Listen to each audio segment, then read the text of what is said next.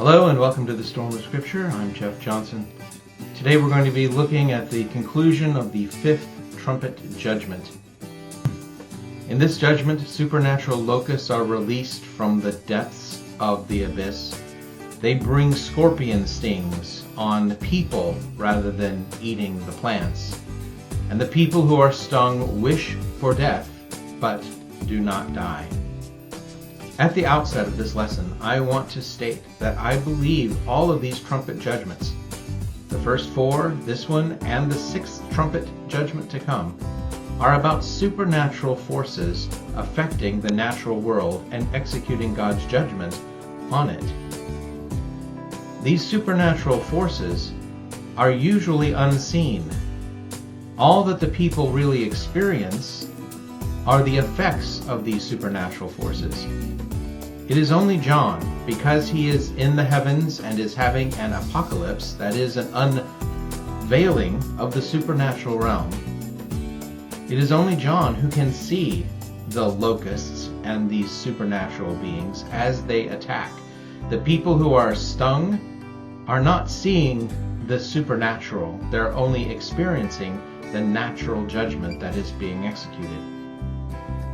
This point of view may not be common among commentators of Revelation, but I believe that is how we should read these trumpet judgments. I hope by viewing them this way, the trumpet judgments will make more sense to you as they have to me. Thank you for joining me today as we examine the treasures in Revelation chapter 9, verses 2 through 12. Last week we were in Revelation chapter 9. We got all the way through verse 1. Although I am going to read Revelation 9 verse 1 in order to set the flow for the chapter, we aren't going to talk about it. Revelation 9:1. And the fifth angel blew the trumpet, and I saw a star that had fallen from heaven to the earth, and the key of the shaft of the abyss was given to him. Verse 2. And he opened the shaft of the abyss, and smoke went up from the shaft like smoke from a great furnace. And the sun and the air were darkened by the smoke from the shaft. You know, we've floated the idea of Vesuvius, the great eruption of that volcano that destroyed Pompeii, for some of the trumpets already as background information. I've kind of pushed back against that idea some ways because I'm not sure that it tracks with all the details and the flow. And I prefer to see those first four trumpets as dividing into those four spheres of creation: the heavens, the earth, the sea, the rivers. But this really does sound like a volcanic eruption or the opening up of an active volcano. It's as if the unlocking this unlocks the shaft to the depths of the earth and to the abyss, with great billows of smoke coming out, fire down below, and with the sun and the air darkened by the smoke from the shaft.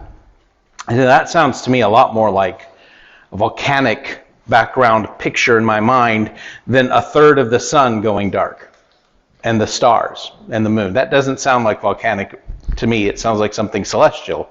But this does sound like that the earth is opening up in the very depths of the fires of the earth coming forth, and the smoke. But interestingly, the smoke isn't the plague, and the darkening of the sun and the air is only the beginning of it. The plague is actually in the smoke, as we read in the next couple of verses 3 and 4. And out of the smoke, locusts came to the earth, and the power was given to them like the scorpions of the earth have power. And it was told to them that they should not damage the grass of the earth or any green plant or any tree, except those people who do not have the seal of God on their foreheads. So it's not the smoke, it's the locusts that are in the smoke. Well, we're going to talk at some length about these locusts, but in general, locusts are a common theme of judgment. God pours out judgment on various peoples through locust invasions. Of course, perhaps the most prominent one, and what would come to many minds and many commentators on this passage, is the judgment against Egypt. One of the 10 plagues on Egypt was a locust invasion of Egypt. In Exodus 10, verse 4, we read the promise from God through Moses to Pharaoh about this. But if you are refusing to release my people, look, I am about to bring locusts into your territory tomorrow. Which indeed he did. And so that is the first locust plague, but certainly far from the last. And the next one is against Babylon. I mean, there are others, but I'm just kind of hitting some highlights. In Jeremiah 51:27, there's a mention of locusts. Now, it's metaphorical here about the armies that will be invading like locusts, but it's still tying in with this whole locust theme. I'll read that. Jeremiah 51:27. Raise a banner in the land, blow a horn among the nations, prepare for holy war against her being Babylon. Summon the nations against her, the kingdoms of Ararat, Minni, and Ashkenaz. Summon against her an official, bring up horses like bristling, creeping locusts. The nation of Babylon will be invaded by an army so vast that it will feel like a locust invasion coming across there. But locusts are not only promised and judged against the nations, they are also against Israel herself. There are places, even in Deuteronomy, there's a key verse where God talks about bringing on Israel all the plagues he just finished bringing on Egypt if Israel doesn't stay faithful. But much later in Joel, we have the picture of that actually occurring, a locust invasion. Now, Joel is a very... the pictures of locusts in Joel are somewhat nuanced. It's difficult actually to tell sometimes whether Joel is talking about an army, a human army that is like locusts, or is he talking about the locusts that are like a human army? He makes the comparison there with his figurative language, but it's hard to know which one Joel's going for. Are we talking about literal locusts with a figurative army, or a literal army that are figuratively locusts? That's just not completely clear through the text of Joel, because he kind of goes back and forth with the way he describes it. But here, I mean, we can see the emphasis on locusts, because in Joel chapter 1, verse 4, he mentions locusts 6 times. He says, what the cutting locust left, the swarming locust has eaten. What the swarming locust left, the hopping locust has eaten. What the hopping locust left, the destroying locust has eaten. Every one of those different kinds of locusts, cutting locusts, swarming locusts, hopping locusts, destroying locusts, is a different word for a locust. It's a different word.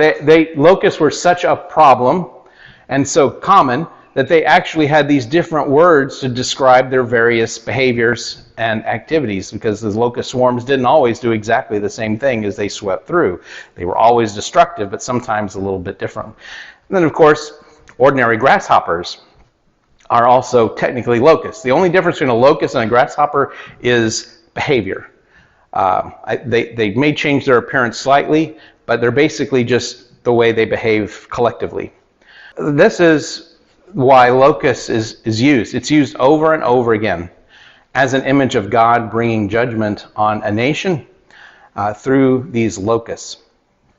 But these locusts that are in Revelation chapter 9 are extremely odd in their behavior. They don't damage the grass of the earth or any green plant or any tree. That's not your ordinary locust.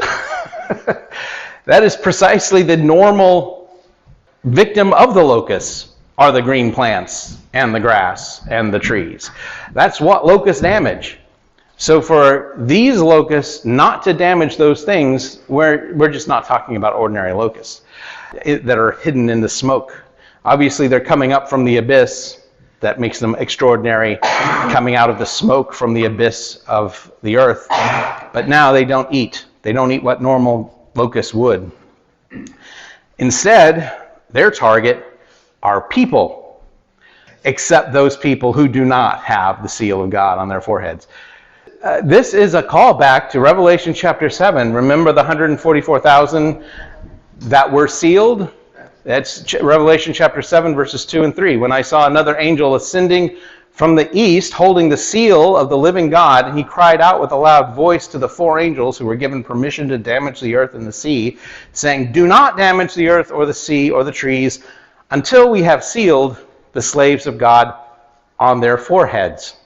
Again, the foreheads, a very important detail that connects these passages. This is one reason why I think the sealing of the 144,000, while it begins with the Jewish tribes that are listed right after this in Revelation 7, I don't believe it stops with the Jewish tribes that are listed. They are the beginning of the sealing of God's people. I think that beginning with them is an emblem of the fact the Jews were sent the Messiah in the first place. He is a Jewish Messiah who comes to the Jews and reaches out to them, and the first 5,000 plus of those who embrace the faith in the Messiah are Jews. They're the leading edge of this new people of God being forged through the Messiah. And so they are the beginning. But then in chapter 7, we saw a great crowd of people all gathered together at the throne and celebrating before the throne. I believe all of them are sealed. I believe this is a visionary, symbolic way to describe God's faithfulness to the people who are faithful to him. He seals them and protects them. And here's the first time we see that seal in action, having an effect. These supernatural locusts that are going to attack people rather than plants avoid the people who have the seal of God on their foreheads. This is another reason why I believe the trumpets are not a recapitulation of the seals. It's a continuous narrative unfolding before us, and this is a point of connection to that previous moment in the narrative. But it's not telling you the same thing again, it's building on that narrative as we go through. What happens when they attack these people? Do they bite them like locusts biting leaves? How do these locusts, and so far that's the only word we have to describe them, so in our heads, in our minds, we may be just thinking about the little insect coming in millions, but avoiding the people with the seal of God on their head. What are they doing to everybody else? Well, we read that in chapter 9, verses 5 and 6. It was granted to them that they should not kill them. So whoever they're attacking, they're not killing them, but that they would be tormented 5 months, and their torment is like the torment of a scorpion when it stings a person. And in those days, people will seek death and will never find it, and they will long to die, and death will flee from them. One I want to pull out here is this mention of 5 months. That's a very particular period of time, and it hasn't been anticipated by any reference to 5 months periods before this in the book of Revelation, and 5 months is not a common image to go back and say, oh, look at this pattern of 5 month intervals. No, there really isn't. So I did some digging to figure out what commentators have said about 5 months. They say that locusts have a 5 month window in the year where a locust invasion is most likely to happen. For 7 months, you can basically not have to worry about locusts because it's not their season. They're not going to come invade. There's not really a problem. But for 5 months of the year, if locusts are going to attack, it's during that 5 months. So there's a alertness to it. And there's a locust season. And so the commentators point to that as a possibility for why 5 months are here, because it's tied in with the whole life cycle of locusts and their process. So maybe that's it. I think it's interesting. I wonder why John didn't choose 4 months instead of 5. Maybe 5, he was pushed to 5 because of the connection to locusts, but that was the idea, to pattern after the locusts. But 4 months is a third of the year. And everything in this pattern of trumpets so far has been a third of something. To me, it would have been 4 months would have made a logical reference. I don't think that there's a textual error or that it should be 4 months, and it's 5. I don't know whether 5 months is close enough to a third, that this is a continuing resonance with the pattern of a third of this and a third of that. It just strikes me as very interesting that it's so close to a third of the year. And maybe if we could fudge it, like so many theories of Revelation do, and take part of this month and then go through here, part of that month, and say, oh, look, we could make it work out to a third of the year. I probably could if I really worked at it. Like one day of this month, and then all of the next 3, next 4, and then one day of the next month, and say, hey, look, we've got a third of the year. But nevertheless, it's 5 months. I think probably the locust pattern is the most likely reason why it's 5 and not some other number. So with the traditional Jewish calendar, they would have had 5 months would have been even closer to a third than with a 12-month calendar that we're used to. In the Roman context that we're dealing with, I'm not sure that how much we could say that John is thinking about the Jewish calendar. But I'm glad it works out to more than closer to a third, because, hey, why not pick and choose my data so my theory fits? I love it to do that, just like everybody else who interprets Revelation. I don't believe these locusts are visible. I believe they are a spiritual attack, or at least an unseen attack. Supernatural in nature, of destructive spirits. I believe all the spirits of the unseen realm obey God's command, voluntarily or not. But if he releases these spirits to do harm, it is his call to do so. But I think they're still spiritual in nature, and they're not ordinary locusts. We already know they're not ordinary because they come out of the smoke from the abyss of fire. So that's not normal. And they don't eat grass. That's not normal. They're attacking people. So I believe these are not a variation of actual locusts. They're supernatural. And if supernatural, I think they are spiritual, or at least unseen in their realm. And what is it? They make people ill. They torment them with some kind of pain, like a scorpion when it stings a person. So they're in pain, but they don't seem to be bitten, or they're just like stung. To me, I think the description of being stung like a scorpion from these locusts is more like an illness, like a disease attacking them. I would say this is like a disease vector. Disease is sweeping through Rome and not afflicting the Christians. I mean, if you want a very literalistic sort of way to envision what this is describing. A disease that causes pain without killing you, but it avoids the Christians. I do want to point out that this is the first time John uses a description that suggests a future judgment when he says, in those days people will seek death and will never find it. They will long to die, and death will flee from them. In fact, that part of verse 6 to me sounds like a narrative voice, like John stepping out of the description of what he's seeing in live and making an editorial comment about the action, that this is something that will happen in those days, in the future. Of all of what John has seen unfold before him, this is the first time he's suggested it's not happening right now. It hasn't happened in the recent past. This is something that will, in the future, happen. And in those days, people will long for death, but will not die, though they wish they could. I want to get to that Job connection, because I think all of these first 5 judgments, we can probably loop in the 6th one when we get there, but I think there's a very strong resonance with Job. Job wishes for death, but does not die. And that got me thinking about Job and the connections to this whole thing that unfolds it. And as I reflected on Job and reread how that went, I found strong connections, I think, with the narrative flow of the book of Job. Consider that in Job chapter 1, Satan is given permission to strike Job's possessions, but not Job directly. He cannot touch Job, but he can affect his environment, and he does. He sends fire from heaven, foreign armies invade, Job doesn't describe them as invading like locusts, but they do invade, and they kill his children, and then they take his flocks. There are two of those, and there was an earthquake. Two of those first four strikes are of his environment, actual spheres of creation.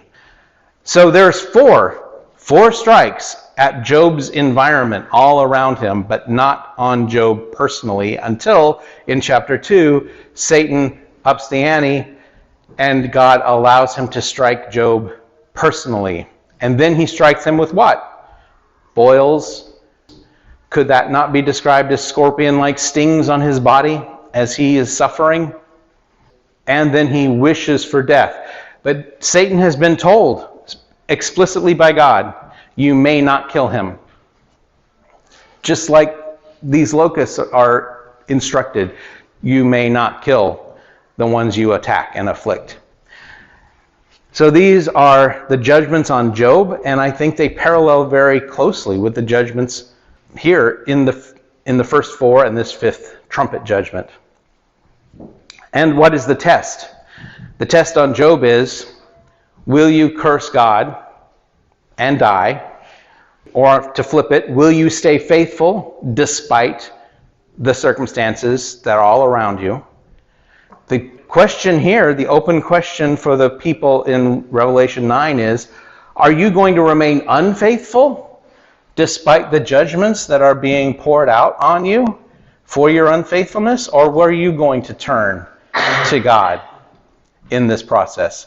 That's the question. So it's a flip on the Job narrative. Job is expected to stay faithful despite his circumstances. Here, the people of Rome, or whatever the people of earth, are expected to repent because of their circumstances and the judgments that are coming out there. But will they? In both Job and Revelation, the question is, will you respond? Will you change? We don't want Job to do that. We do want the people of earth to do it, but there is also a connection not just to Job in the Old Testament. There's actually a connection to Apollo.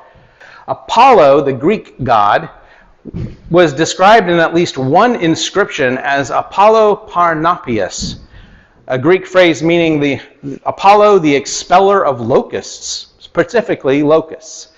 Apollo was viewed as a god that could control the locusts. Of course, he could expel them if he chose, but that also implied he could use them to invade as well as expel them. He was seen as one who could inflict disease.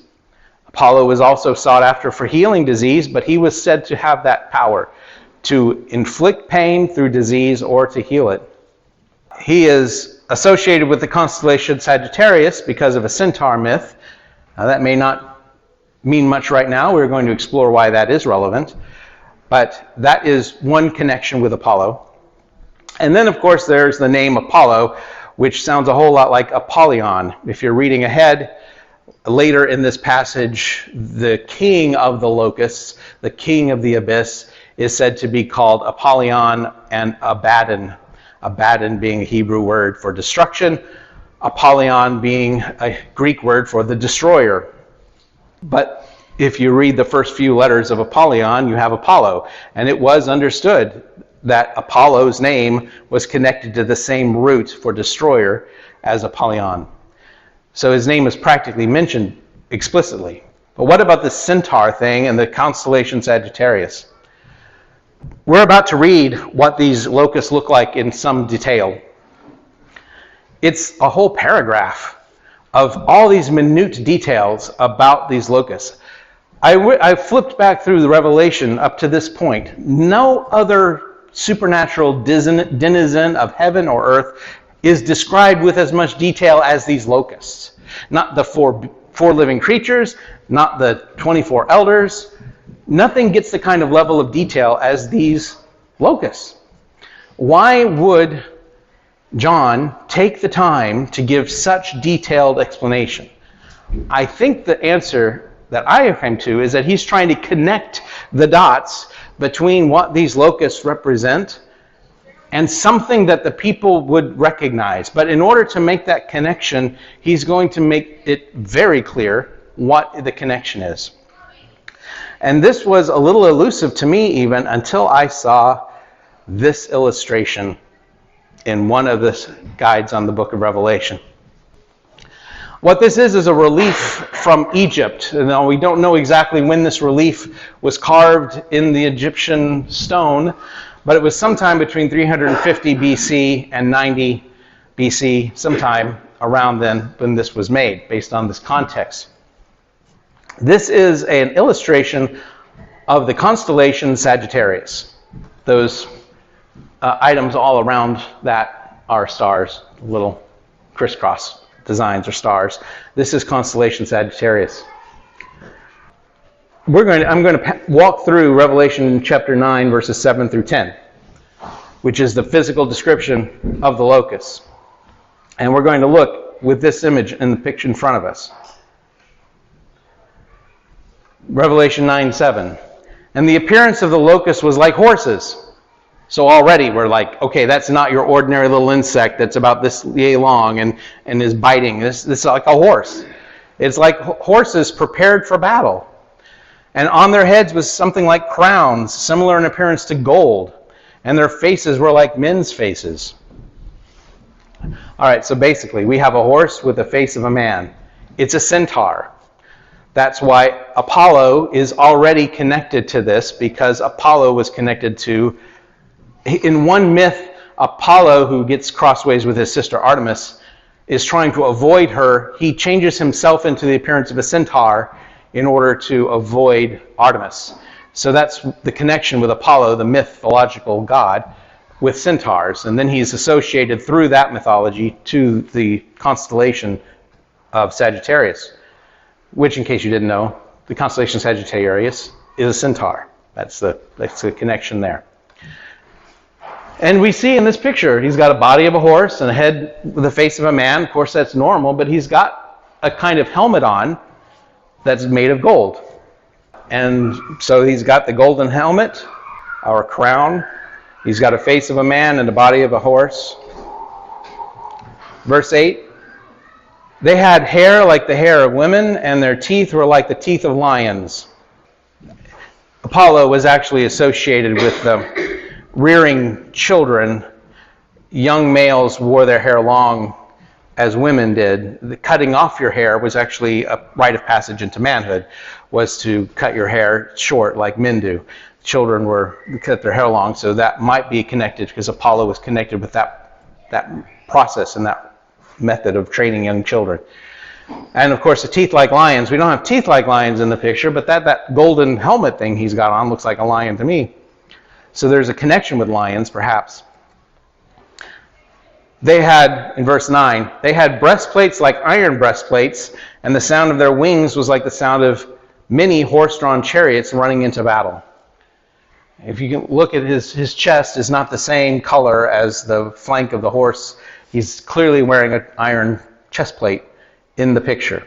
Now, I don't think John was looking at this in Egypt while he was writing this. That may be why there's some description variation, because these constellations were depicted various ways in various places, but with a certain consistency to the basic idea of what the constellation looked like. And so we have the basic idea of the centaur, iron breastplate, something with the lions on his head, and made out for battle. He's got an arrow, a bow and arrow there in the picture. He is there ready for battle. And that connection to the locusts sounding like chariots also echoes Joel and that whole connection between armies and locusts there too.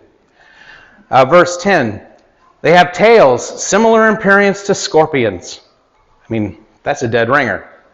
He has a tail similar in appearance to scorpions, and stings, and their power to injure people for 5 months is in their tails. We have this whole vicious being, but it's their tail. That was what is attacking people with their stings. That's the whole description. I mean, when I saw this, as I was reading through this passage, I was taken aback at how much it looks like the description in Revelation.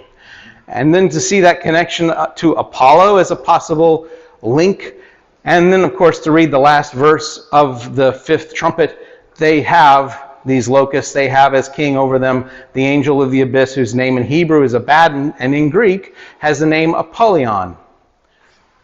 I mean, it almost says Apollo right there, but Apollyon is a version of a word that means destroy. Apollyon would mean the destroyer, but it's related. The name for the god Apollo is connected to the same root word for destroy. The other word, the Hebrew word, is Abaddon, which means a place of destruction. So Apollyon, the destroyer, and Abaddon, the place of destruction, are connected, and both of them personified in various ways. As we can see in the Old Testament, there are references to Abaddon and Sheol being never satisfied. Like they eat people, they eat life, and they're never filled. They always eat more. They take more life. They eat. They're unsatisfied. The metaphor of being hungry. And then in Job 26:6, there's a reference to Sheol and Abaddon having no clothing. They're naked before the Lord. They're not hidden. But the word for being naked and for not having covering is reference to clothing. They don't have any. They're unclothed. That's another personification of these places before the Lord. And then in Job 28:22, Abaddon and death say, "We heard its rumor with our ears," meaning in the context of talking about wisdom and how elusive wisdom can be. And Abaddon is talking. Again, personifying it. So Abaddon, Apollyon, I think basically the idea is that the forces of this world, whether the Greek gods or the idea of death itself and these destructive beings, we might call them demonic, but they're definitely destructive, supernatural forces, they are all at God's bidding. I don't care how powerful you think your Zeus, Apollo, Athena, Hades are, God is greater. They serve him at his command. When he wants their forces to do his bidding, they obey. I think that's the main idea of this fifth trumpet. In addition to the fact that judgment is coming, the judgment is under God's dictate and his command. Even the pain and suffering of this world, God has as his tools for destruction. And he can omit his faithful people if he chooses. He can protect those who are sealed by his name, as he promises to do here. God is in control of the forces of destruction as well as creation, and they do his bidding when he directs them. All right, just to really quick touch on verse 12 so we can start with verse 13 next week. This is the conclusion. The first woe has passed. Behold, two woes are still coming after these things. This is a new phase, and the first woe has coming. There are two more to follow. And so we will look at the second woe, which is the sixth trumpet, next time. Thanks again for joining this study in the book of Revelation. I hope it's been a blessing to you. You can always comment on YouTube if you'd like to express a different perspective on these trumpet judgments and the fifth judgment in particular. And you can email me at storeroomofscripture@comcast.net. I also maintain a forum on Facebook, the Storeroom of Scripture discussion group. Be blessed, and I look forward to our next opportunity to examine the treasures in the biblical text.